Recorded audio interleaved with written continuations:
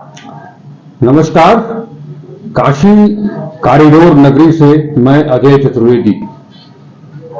आप लोग थोड़ा चकित होंगे कि मैं काशी कॉरिडोर नगरी क्यों कह रहा हूं। जी हां, इस नगर का प्राचीन नाम काशी, इसे धार्मिक नगरी से भी पुकारा जाता था, ऐतिहासिक नगरी, सांस्कृतिक नगरी, शिक्षा की नगरी, संस्कृति की नगरी।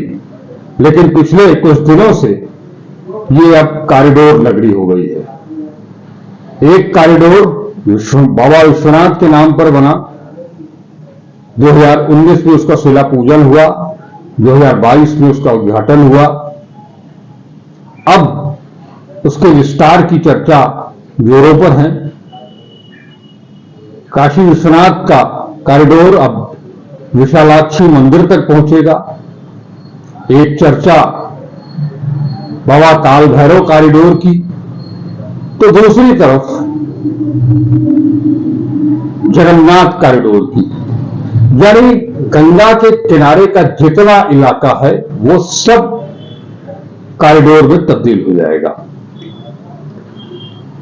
ये सारा कुछ पिछले 10 वर्षों से चल रहा है। अब हालांकि विश्वनाथ कॉरिडोर के निर्माण के शुरुआत में ही काफी कुछ स्थानीय लोगों ने विरोध किया, लेकिन उनकी आवाज नट्टार खाने में तूती बनकर के रह गई। अब श्री जगन्नाथ कॉरिडोर को लेकर के रस्साकसी फिर से शुरू हुई है। दरअसल ये जगन्नाथ कॉरिडोर काशी के 80 क्षेत्र में है। भगवान जगन्नाथ का वहां मंदिर भी है। वहां अब कॉरिडोर बनाने की तैयारी है। इसे लेकर के वहां जो रहने वाले हैं उन सभी के आवास अधिग्रहित करने की प्रक्रिया शुरू हो गई है। उन्हें नोटिस तामीला कराने की प्रक्रिया शुरू हो गई है। हालांकि लोगों ने इसका विरोध भी किया है और अब इसे लेकर के वो जनप्रतिनिधियों का विरोध करना शुरू कर दिए हैं। इसी कड़ी में मंगलवार को बीजेपी के कैंट विधानसभा क्षेत्र के विधायक चुनाव प्रचार के लिए या 13 और 14 मई को प्रधानमंत्री के आगमन के बाद जो उनका रोड शो निकलना है या जो नामांकन होना है, उसे लेकर के उसमें आमंत्रित करने के लिए काशी की जनता को आमंत्रित करने के लिए वो लोग जगह जगह घूम रहे हैं। ऐसे में विधायक सौरभ श्रीवास्तव 80 क्षेत्र में पहुंचे, जगन्नाथ मंदिर वाले इलाके में पहुंचे, लेकिन वहां पहुंचने के साथ ही उनका जबरदस्त विरोध हुआ। पब्लिक टूट पड़ी एक तरह से उनके ऊपर, कुछ भी उनको बोलने नहीं दिया। ये सारे लोग विरोध कर रहे थे जो जगन्नाथ कॉरिडोर के नाम पर उनके आवास छीने जाने की जो प्रक्रिया, जो आशंका जताई जा रही है, उसको लेकर के। इस संबंध में आपको मैंने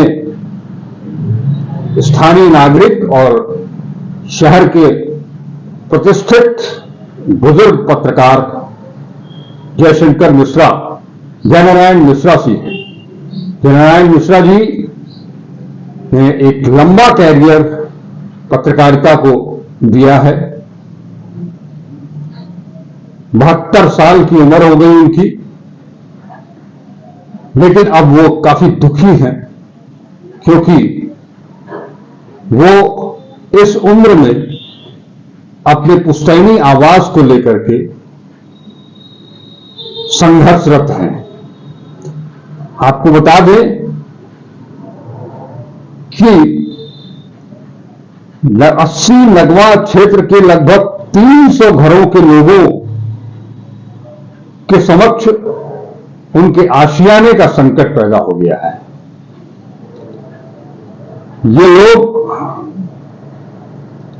जो कह रहे हैं उनका उसके अनुसार जगन्नाथ कॉरिडोर परियोजना के तहत उनके घरों को तोड़ने की योजना बनाई जा रही है। इसके लिए विधायक तक बात पहुंचाई गई, लेकिन न तो वो मोहल्ले में आए और न ही कोई आश्वासन दिया।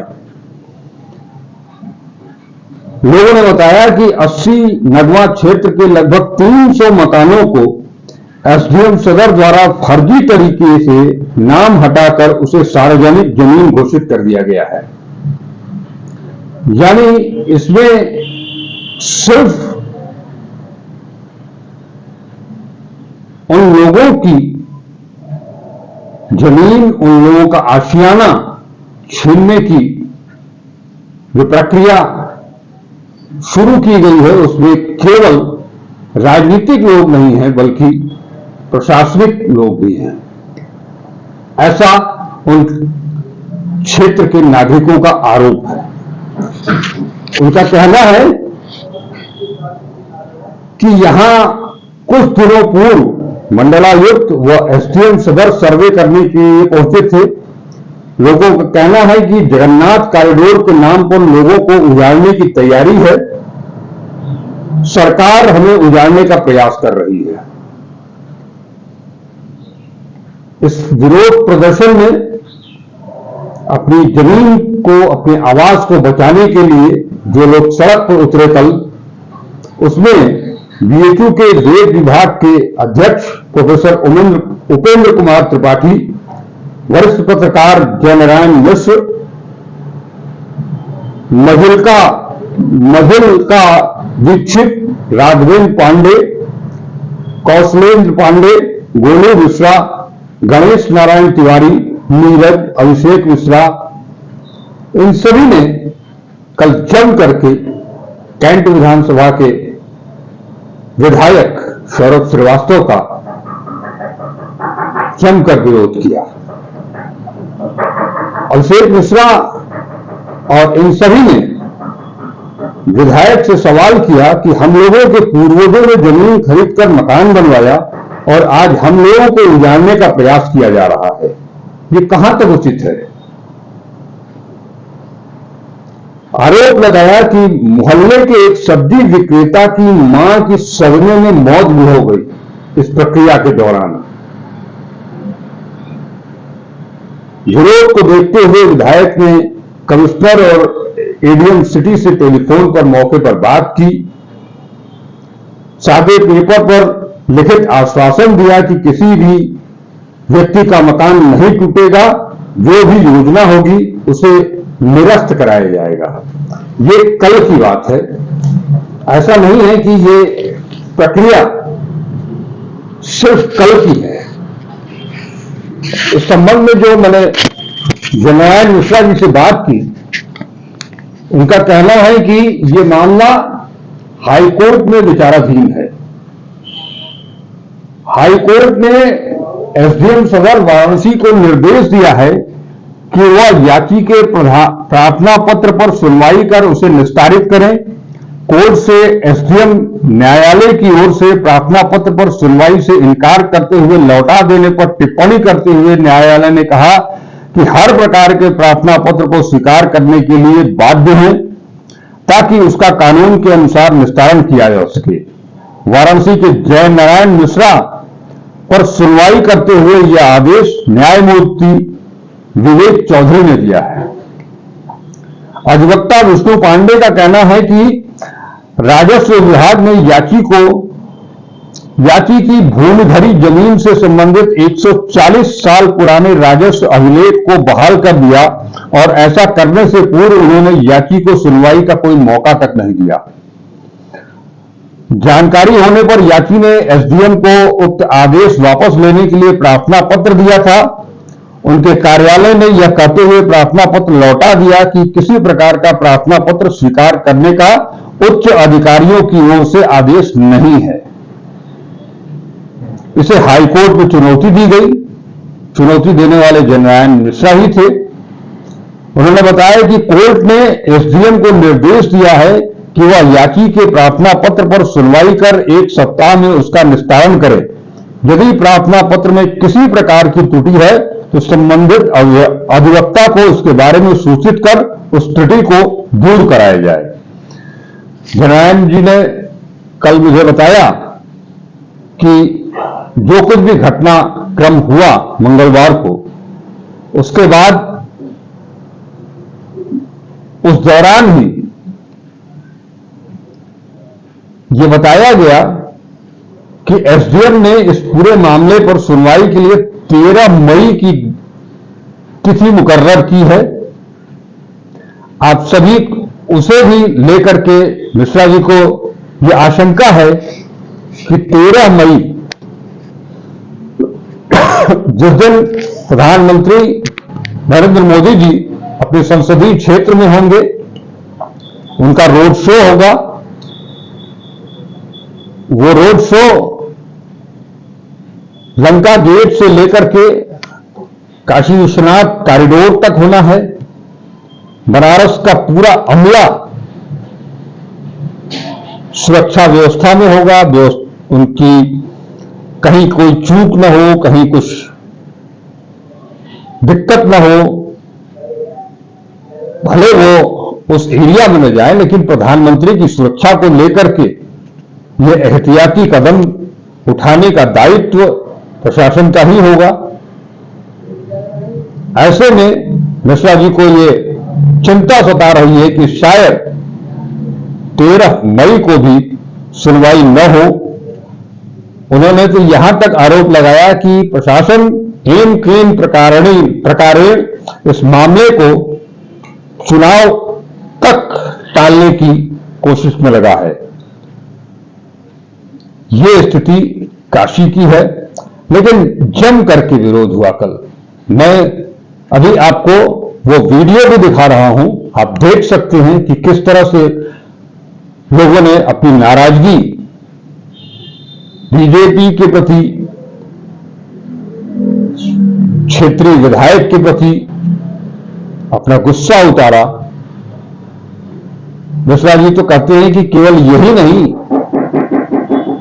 उनके नेतृत्व में क्षेत्रीय नागरिक, अभी हाल में जो संकट मोचन संगीत समारोह चल रहा था, उस दौरान भी क्षेत्रीय विधायक,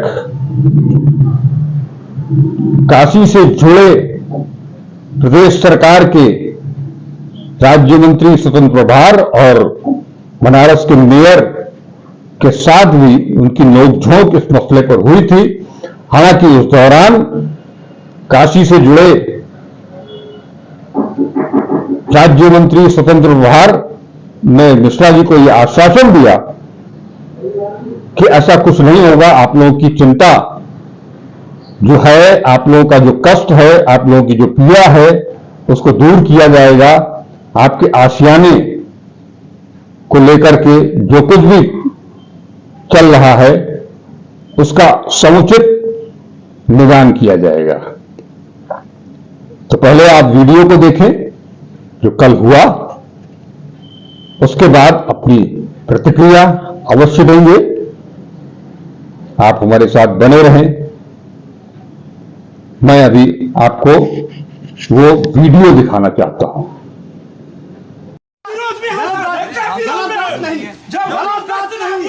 आपने रात को कहा था कि मैं सुनो यार, प्लीज पेशेंस, प्लीज पेशेंस। और धर्मेंद्र को रोका था, आपको मैंने रोका नहीं था।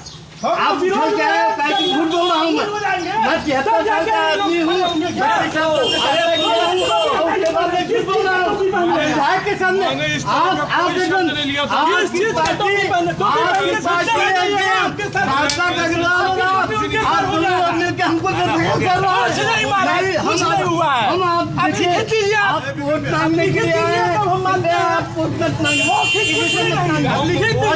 यहाँ 450 परिवार, 450 परिवार अगर खर्च में कुछ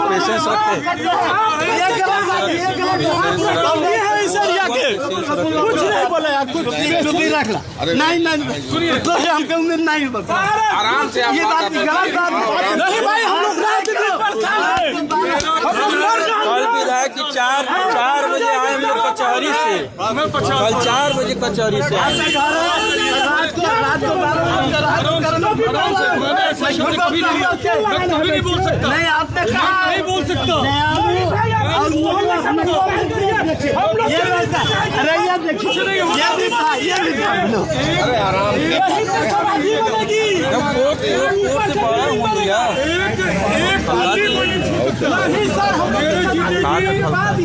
सुनिए कुंडी कोई नहीं छू सकता सर। हम लोग कुछ नहीं होगा, कुछ नहीं लिखी दीजिए। हाँ एक कागज लेके क्या हुआ, क्या कागज लेके क्या हुआ लिखा है, क्या कागज लेके क्या हुआ, क्या कागज लेके क्या हुआ, कागज कलम लेके क्या नीरज भैया, पेन दिया, कागज कलम दे दीजिए। नहीं न करिए, कागज कलम दे दीजिए। कुछ नहीं होना, कागज कलम दा, कुछ नहीं होना देंगे। आप लोगों के चलते हाईकोर्ट के देखिए जल्दी जो नाटक मत करो, वही दे देंगे। साजिश में हुआ नहीं, घर के हवाले साजिश में मौजूद हुआ, साजिश करता के रूप में इनका नाम नहीं। मेरा जीते जी नहीं हो पाएगा, इनके मकान की बात मैं कह रहा हूँ, इनका जाएंगे ना विधायक जी काम ये कर रहे हैं। हाँ विधायक जी 500 जी का बात सुन लीजिए। हम भी कह ले हाँ अरे भैया रामेश खाली बनत चालू बस एक लिखित दे दे मामला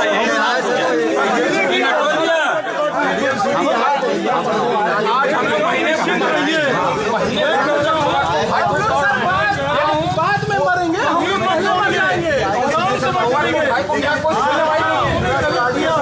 कैसे उसको रिस्टोर करेंगे।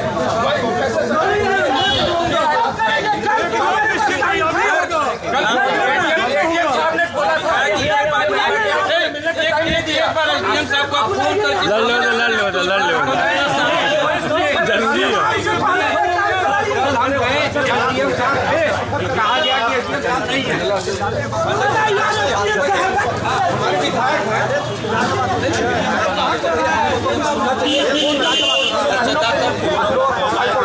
आप सभी ने देखा कि किस तरह से जनता विधायक को लेकर के, पार्टी को लेकर के कितनी नाराज है। ये चुनाव का वक्त चल रहा है, प्रधानमंत्री का संसदीय क्षेत्र है। इस नाजुक घड़ी में जनता जहां प्रधानमंत्री जी के प्रति सहानुभूति रखती है, उन्हें अपना प्रतिनिधि मानती है, और जो ये क्षेत्र है 80 भदैनी वो पूरा इलाका प्रधानमंत्री जी का घर है। यही वो पप्पू की दुकान है जहां प्रधानमंत्री जी पिछले दौरे में चाय पीने के लिए भी गए थे। ये बीजेपी का गढ़ माना जाता है।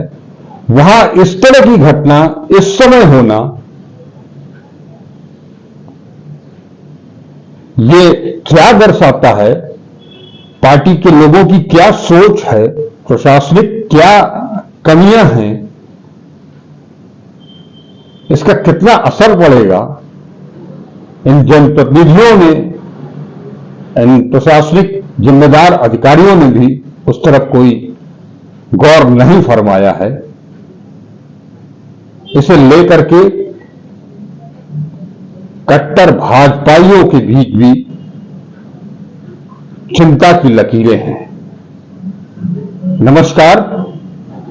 इस अपील के साथ कि वीडियो को पूरा देखें, लाइक करें, शेयर करें, कमेंट करें, और चैनल को अब तक अगर सब्सक्राइब नहीं किया है तो सब्सक्राइब जरूर करें। एक बार फिर से काशी कॉरिडोर नगरी से अजय चतुर्वेदी का नमस्कार।